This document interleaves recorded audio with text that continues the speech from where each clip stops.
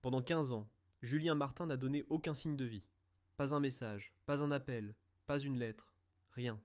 Absolument rien. Un jour, il était là. Le lendemain, il avait disparu. Au début, personne n'a vraiment paniqué. Sa famille l'y a cru à une erreur, à un besoin de solitude temporaire.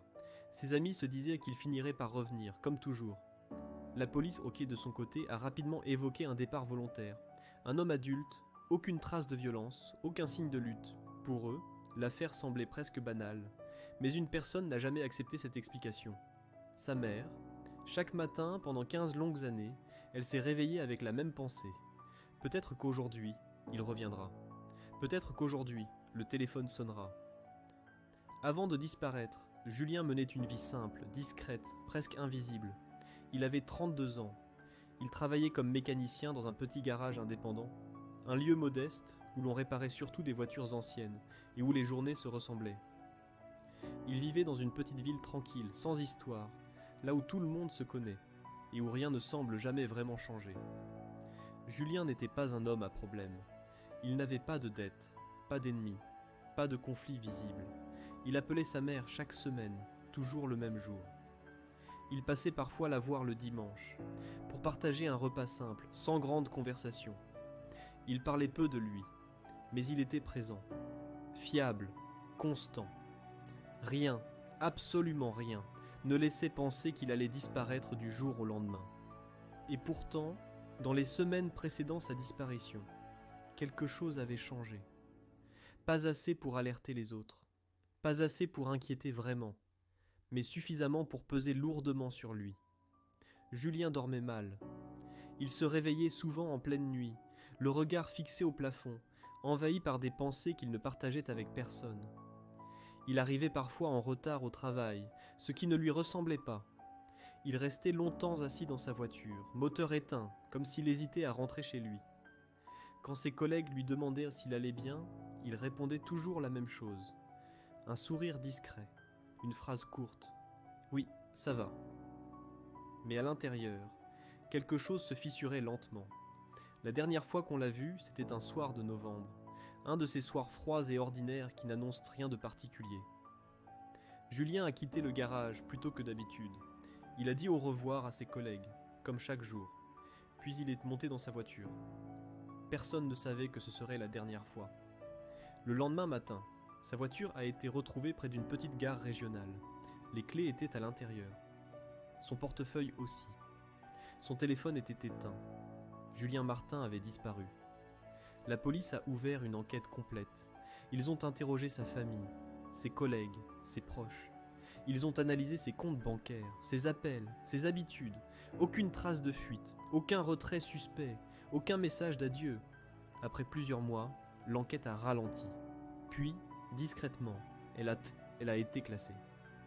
Pour les autorités, la conclusion semblait évidente. Julien était parti volontairement. Il avait choisi de recommencer ailleurs. Pour sa mère, cette idée était impossible à accepter. Elle connaissait son fils.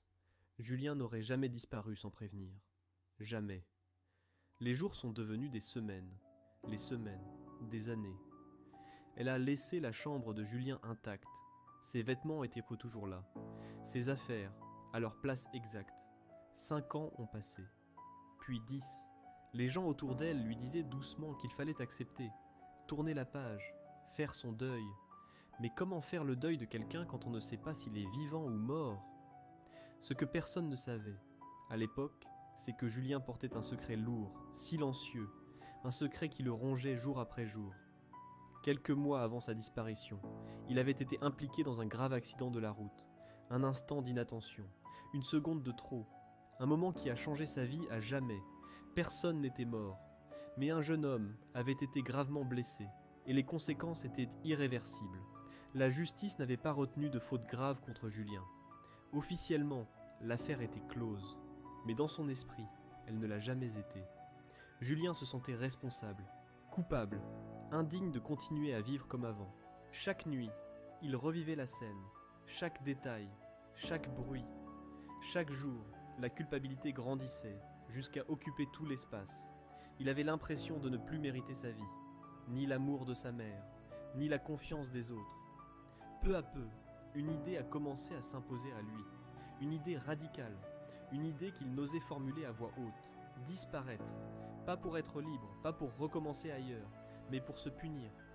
Julien n'a rien dit à personne, il n'a laissé aucune explication, il a simplement effacé son existence. Pendant 15 ans, il a vécu dans l'ombre, sous différents noms, dans différentes villes.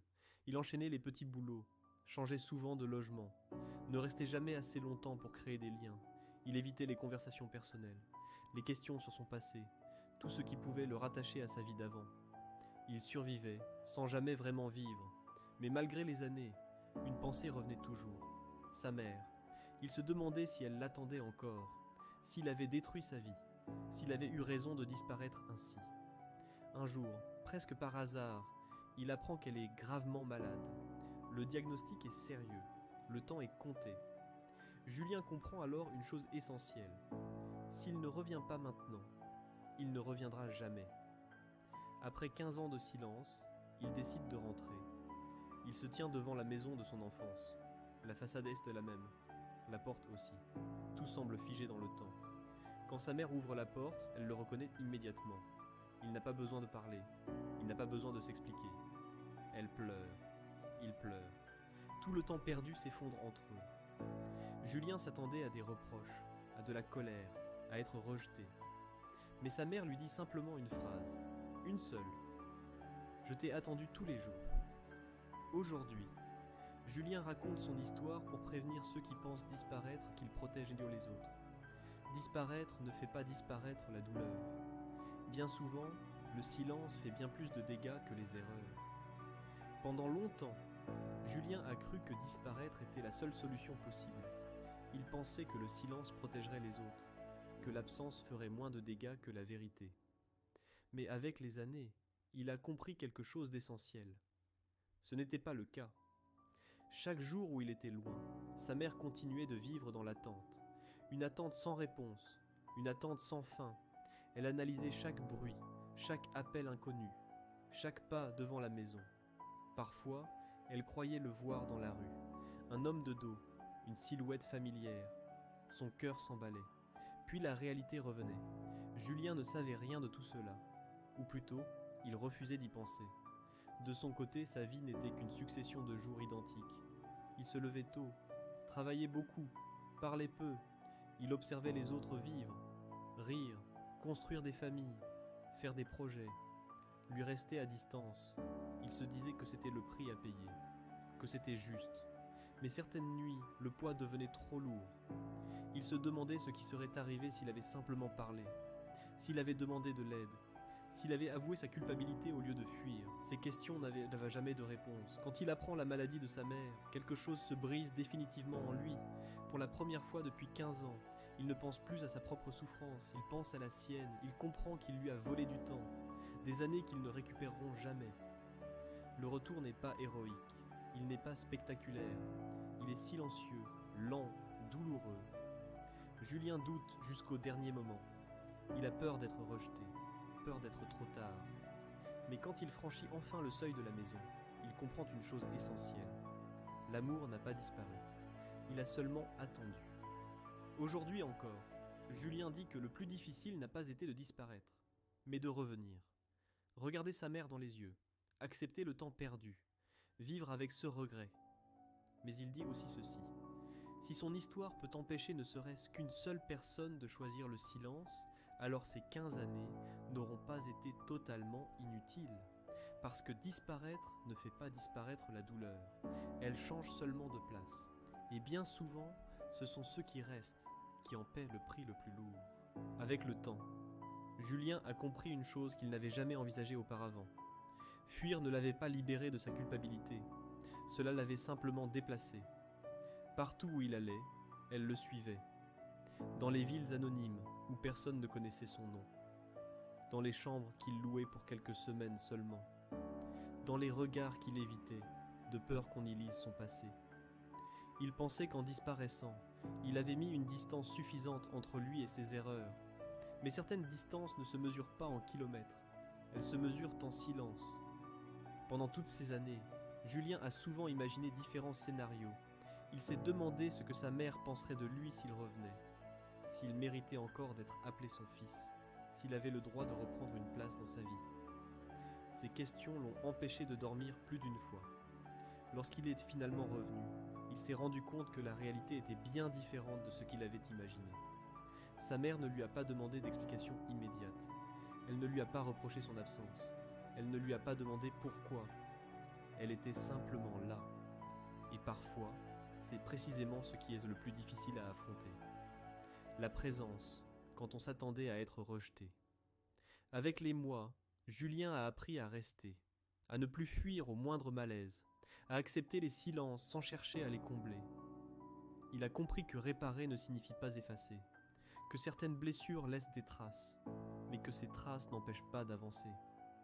Aujourd'hui, Julien vit toujours simplement. Il n'a pas cherché à rattraper le temps perdu par des gestes spectaculaires. Il a choisi autre chose. La constance, être là, appeler, passer du temps ensemble, même sans parler. Il sait que certaines questions resteront sans réponse, que certaines nuits seront encore difficiles. Mais il sait aussi qu'il n'est plus seul avec ses regrets. S'il raconte son histoire aujourd'hui, ce n'est pas pour se faire pardonner. C'est pour rappeler quelque chose de fondamental. Nous faisons tous des erreurs, parfois lourdes, parfois irréversibles. Mais disparaître n'efface pas ce que nous avons fait. Et le silence n'est presque jamais une solution. Bien souvent, ceux qui nous aiment préféreraient entendre une vérité douloureuse plutôt que de vivre une absence sans fin. Et si cette histoire reste en tête de ceux qui l'écoutent, si elle provoque ne serait-ce qu'une réflexion, alors elle aura rempli son rôle. Parce qu'au fond, rester est presque toujours plus courageux que partir.